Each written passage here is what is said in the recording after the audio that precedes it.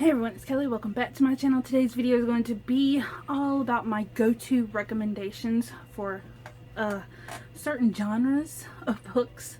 I have like a little stack right here. I had to do the thumbnail. But I have 17 books that I'm going to be sharing with you. It is the end of the year. It is the 28th.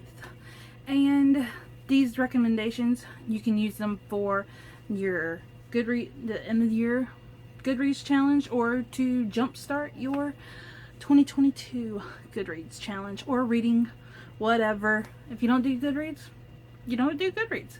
I have surpassed my Goodreads challenge. I read 134 books this year. I'm trying to finish one more, and that is Fire and Blood by George R.R. Martin. Do I recommend that? Only if you like the books and are patiently waiting for The Winds of Winter and are ready to watch House of Dragon, all about the Targaryens, which is the source material for, or the Fire and Blood, I don't know what I'm saying. Anyways, I recommend Fire and Blood to Game of Thrones fans or George R.R. Martin fans. But anyways, I have this stack and then these stacks right here. So I'm going to start with middle grade.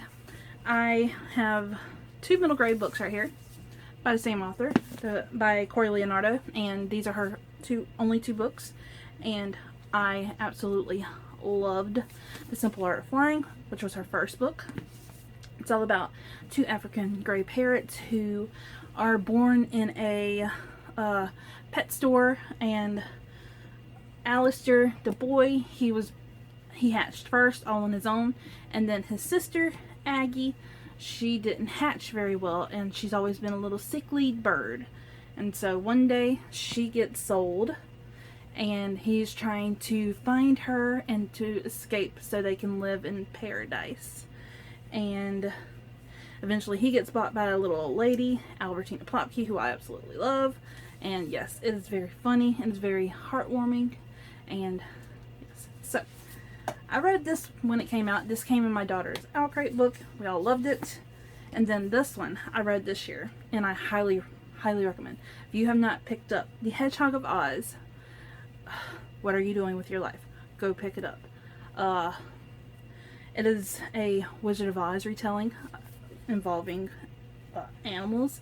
So we follow Marcel. He's a little hedgehog, and he lives in the Emerald City Theater. And then one day he gets noticed and tossed out into the forest, and his journey is to get back to the Emerald City with his two best friends, two chickens, Uncle Hen and Aunt Henrietta.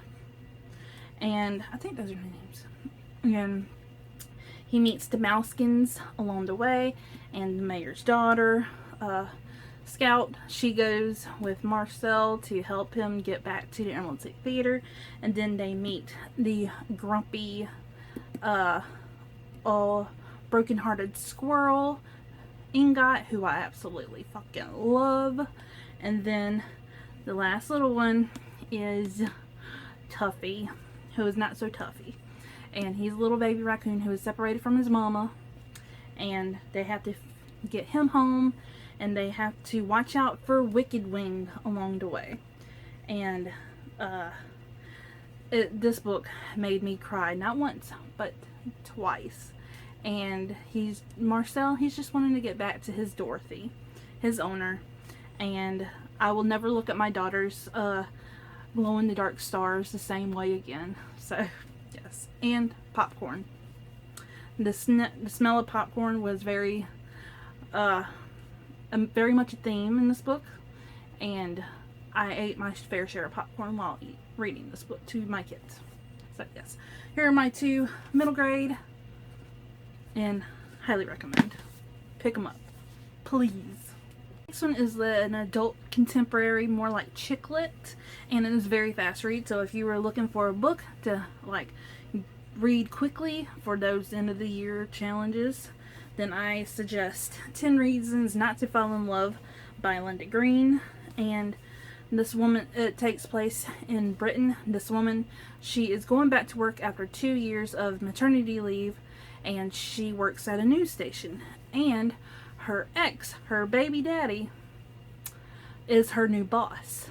But her baby daddy has left her for the weather girl that works at the same news station.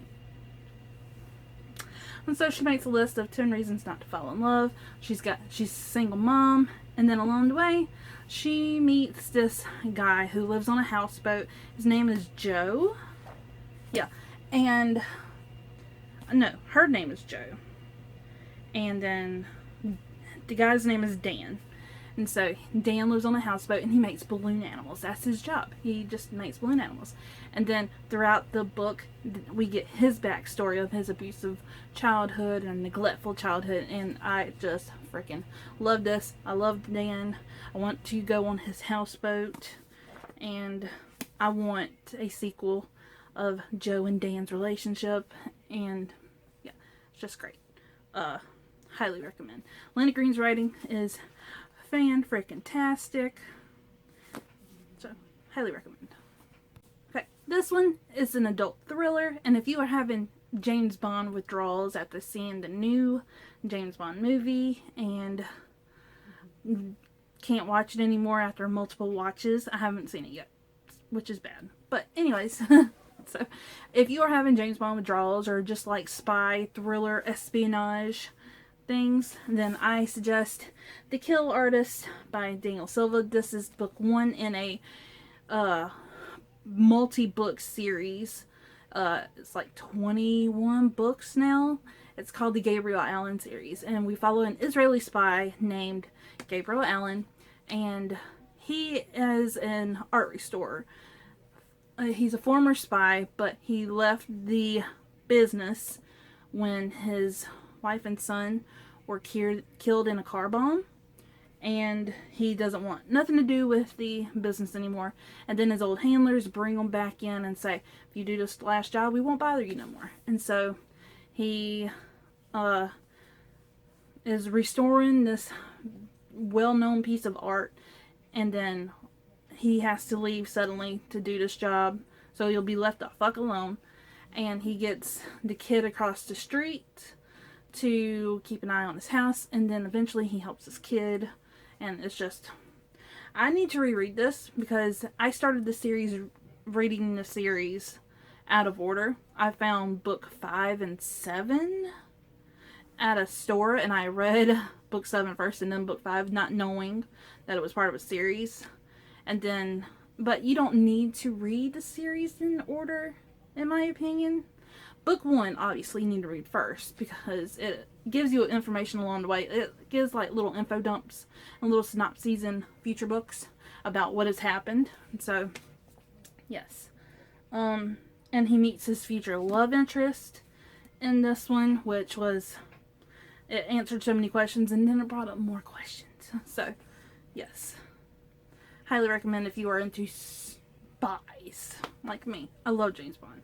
This next one, it's a YA horror, and it's by an author that is so well loved on BookTube, Christina Lauren. I don't hear anything about this book, and when I do talk about it, people go, oh, I didn't know Christina Lauren had a horror book. The House, Christina Lauren, their only YA horror. This is about a boy. He lives all alone in this house, and the school officials in this town and the townspeople, they think he has a parent because the house is a living being. The house gives money, pays the bills, like answers like notifications from the school and PTAs and stuff like that. The house takes care of the boy. Always, if the boy thinks he's cold or does a little shiver, the house will warm up. If the boy is sweating, the house will cool off. And so, one day this girl comes back to town. She moved away when she was little. And she immediately befriends this boy. And he brings her home. The house immediately gets defensive.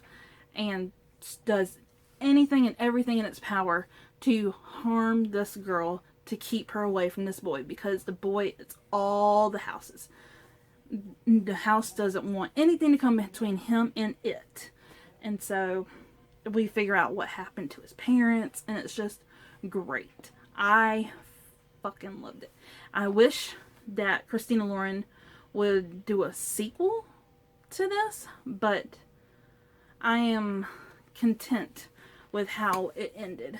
But if a sequel came, I would not be mad. My next genre is nonfiction. I love nonfiction, but I only have 2 nonfiction books to talk about because these are only 2 I own.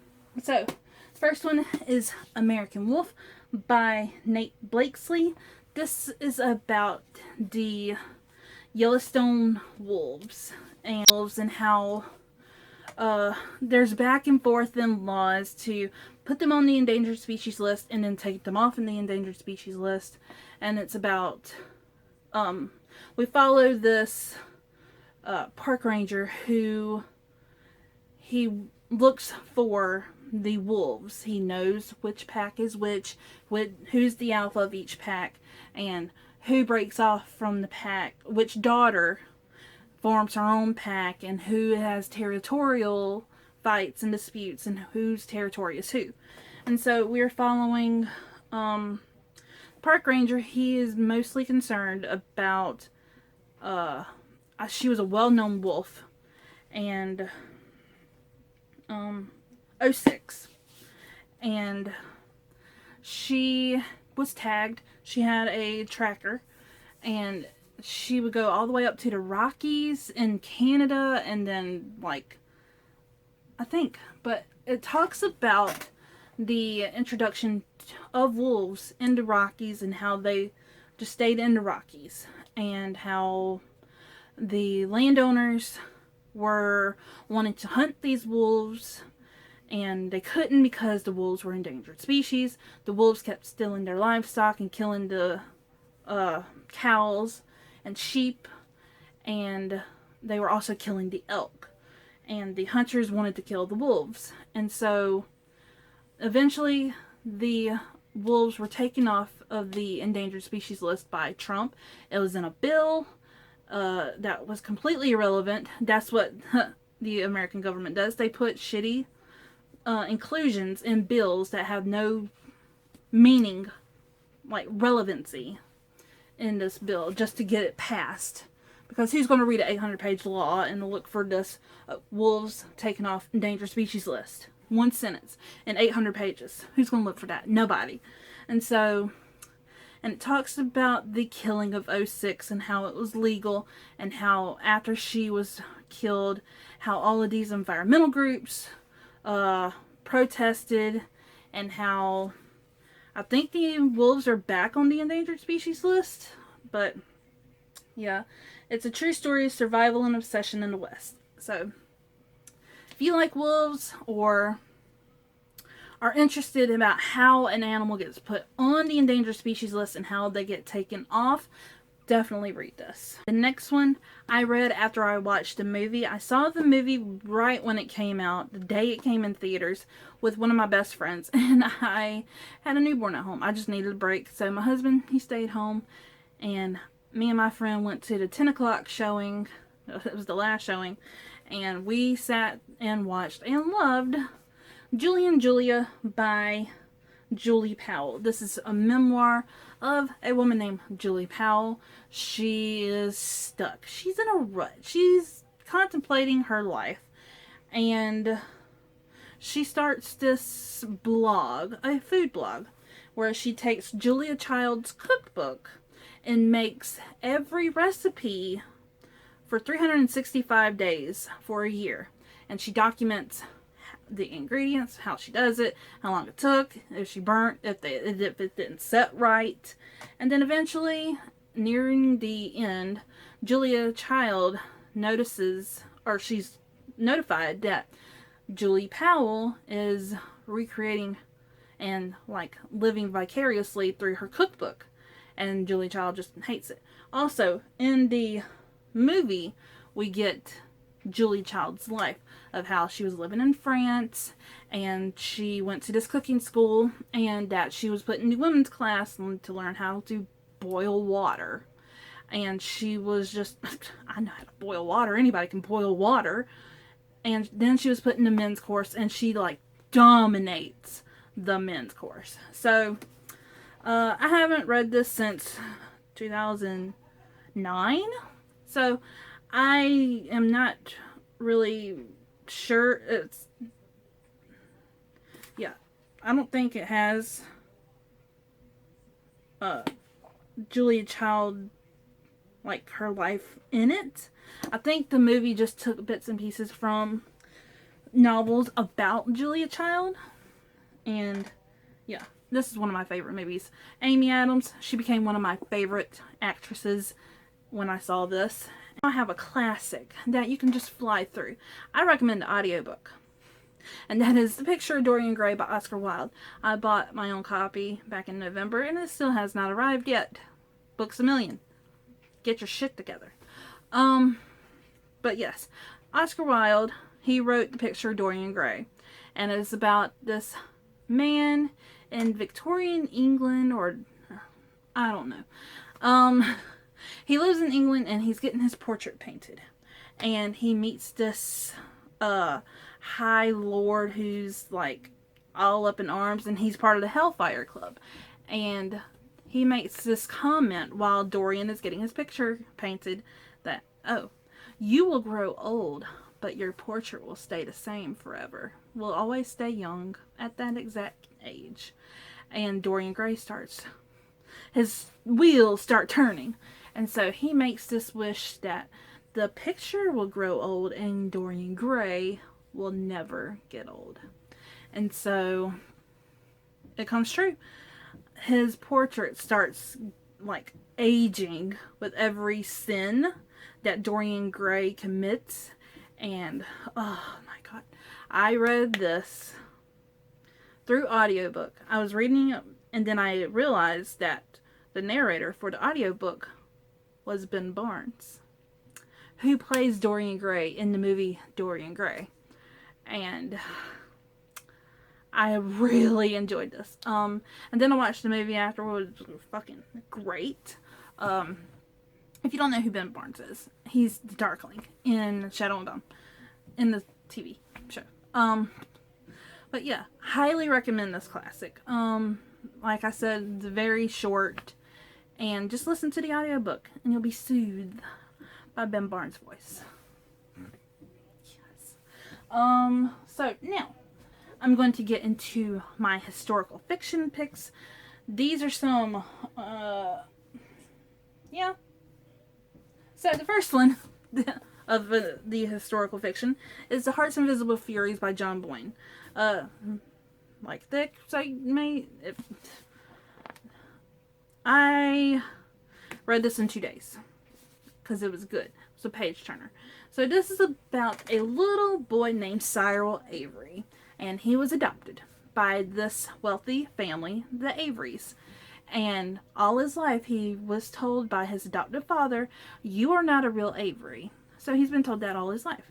His mom is this well-known author. She writes books, and she doesn't want any publicity. The fan letters that she gets, she hates. If she gets like recognized in the street, she is immediately like, I don't want your attention. But she doesn't want the love. She thinks it'll ruin her creative flow. So Cyril grows up, and he has his best friend who he is madly in love with. But the boy is straight. He's into girls. And Cyril just stays in a closet. And so along the way, Cyril wants to know where he came from, because all his life he was told, you're not a real Avery. So through his life, he goes to Edinburgh or Glasgow, or no, Dublin. This takes place in Ireland, not Scotland. So he gets a job in Dublin, and the main woman that works there, like the manager, everybody loves her. She's like one of the best managers. And we get her story as well. And then Cyril's life, it goes through AIDS.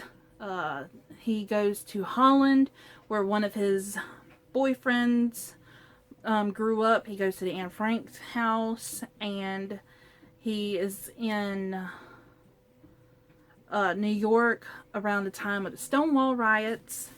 And yeah, it was just great. I absolutely loved this. And through his life, I'm going to be rereading it. And then the end was just... I loved it. So this book made me like want to pick up more John Boyne books. He has written The Boy in the Striped Pajamas that I've not read yet, and that's short. But John Boyne, anything he writes, I recommend, even though I haven't read them. It's from the story of Ireland from the 1940s to today through the eyes of one ordinary man. The Heart's Invisible Furies is a novel to make you laugh and cry while reminding us all of the redemptive power of the human spirit. And it's LGBT, and it's just, yes, it's great. Highly recommend. The next book that I'm going to be recommending is, sorry if my voice is different, My Lady Jane by Cynthia Ham, Brady Ashton, and Joni Meadows. This is historical fiction. It's about Lady Jane Grey.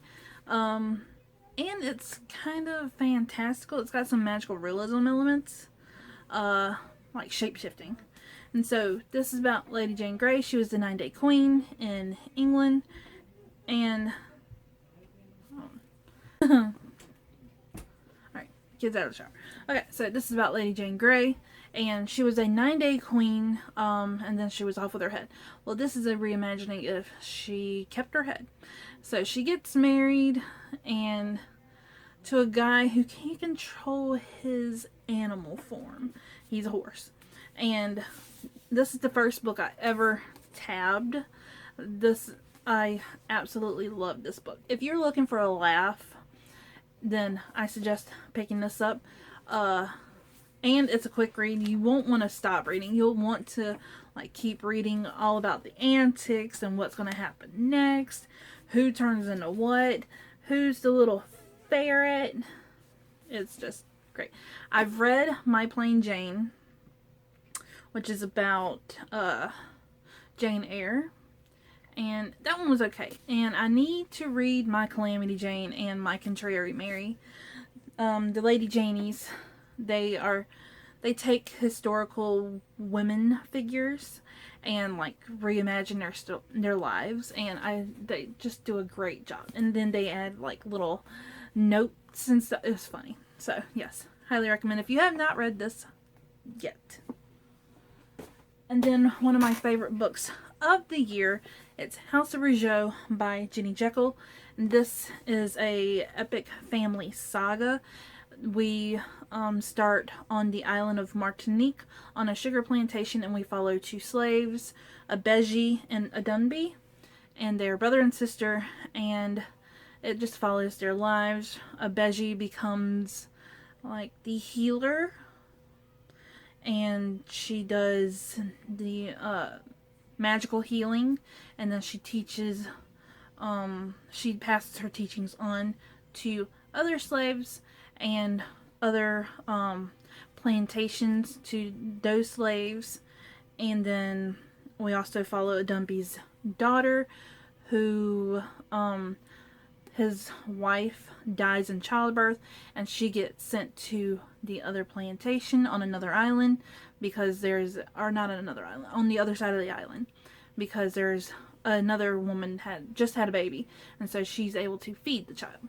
And so when this kid grows up, she gets sent with the master's daughters to Canada, French Canada, and the daughters end up teaching, I think her name, Hetty, how to read and write. So she writes to her aunt and dad, and yeah, it's just, I loved it.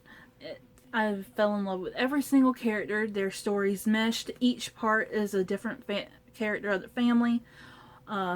like Adumbi and Abeji's time as slaves, Hetty's time in France.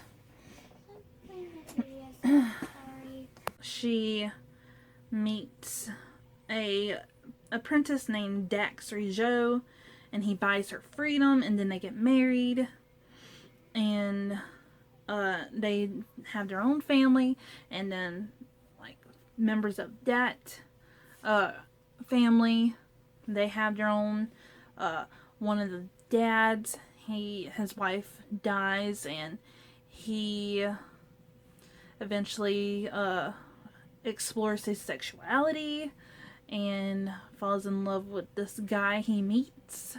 And then one of the daughters of him, she goes to Paris on this jazz band. It is just, I love this book.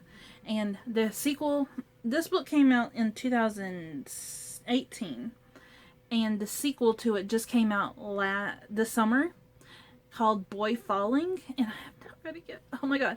But I absolutely love this. This will be a reread for sure. And it's got the Rujo family tree. I love it. And it's not in like year order, but it goes from boom, boom, boom, boom, and it just flows so nicely. So, highly recommend. It's not a quick read. It's one of those that will just punch you in the gut with every single chapter, and it'll just have you like enthralled with each of these family members. And the last stack of books is my fantasy.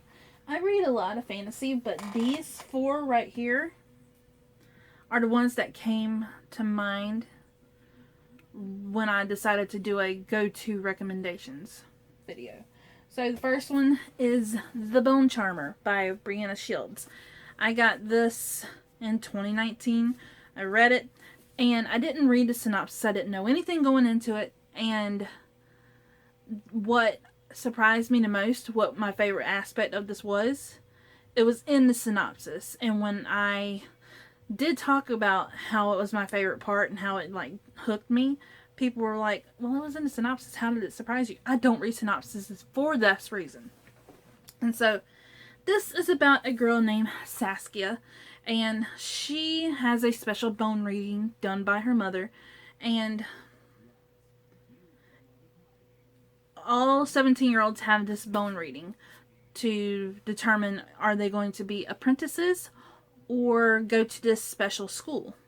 And so her worst fear comes true.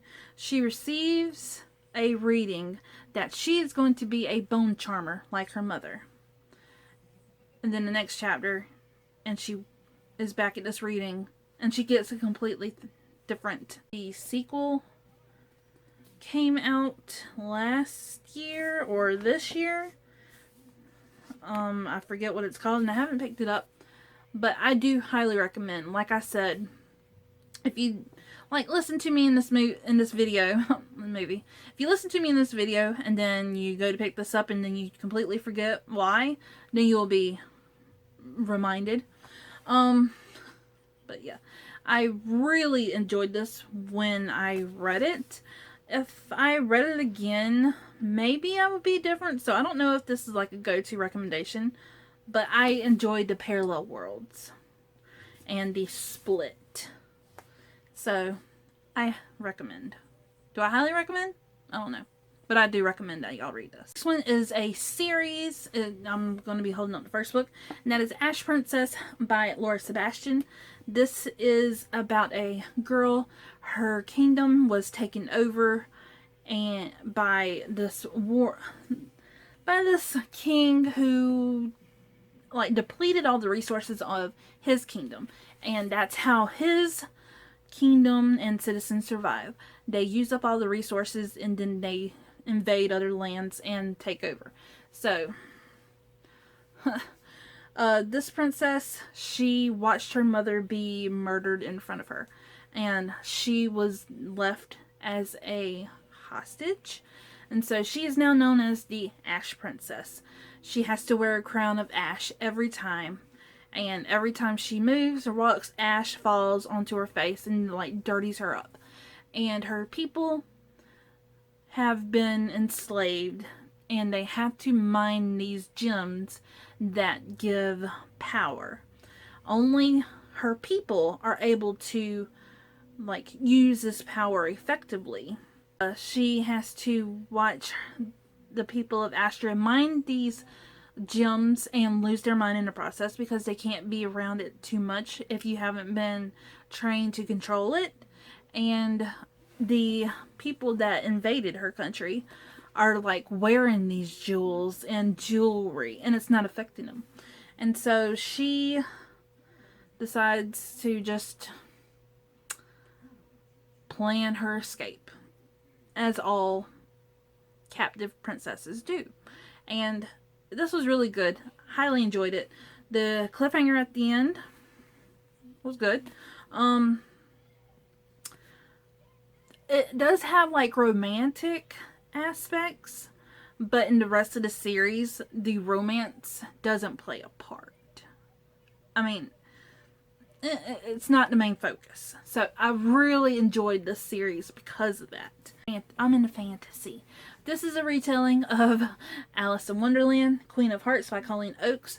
I read this back in May and really enjoyed it so much that I bought the sequel right away. And I don't normally do that. So we're following Dina. She is the Princess of Wonderland. And her father is the evil king. And her father is just a straight jackass. And so,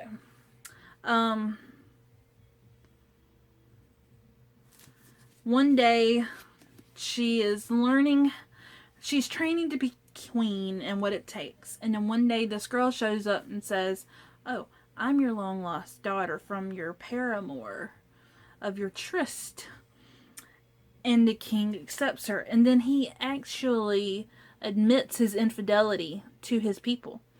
And then he tells his people that if they say one wrong word or a bad word about the new princess, or the duchess, she's not a princess, Dino ain't having that, the duchess, then they are off with their heads. And so Dina, she is forbidden to even acknowledge or interact with her half-sister. And so when she's not training to be the Queen of Wonderland one day, she is spending time with her brother, who is the heir to the throne, but who will never get the throne because he is mad as a hatter. Her brother is the Mad Hatter, and he is hidden away from the people, but the people know him because he makes them hats. And so, I really enjoyed this because it was like betrayal, sinister plots, hidden, it was just creeptastic.